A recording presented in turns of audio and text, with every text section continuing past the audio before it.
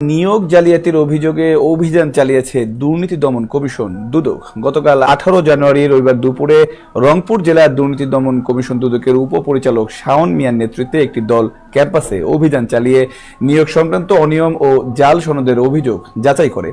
এই অভিযানের শুরুতে উপাচার্য ও রেজিস্ট্রারের সঙ্গে বৈঠক করেন দুদকের কর্মকর্তারা এবং পরবর্তীতে প্রশাসনিক ভবন সহ বিভিন্ন দপ্তরে অভিযান চালিয়ে নিয়োগ সংক্রান্ত গুরুত্বপূর্ণ কাগজপত্র জব্দ করা হয়। দুদক জানায়, সাম্প্রতিক কয়েকটি নিয়োগে অনিয়ম ও জাল সনদ ব্যবহারের অভিযোগ যাচাই করতেই এই অভিযান। জব্দকৃত নথি পর্যালোচনা করে পরবর্তী ব্যবস্থা গ্রহণ করা হবে।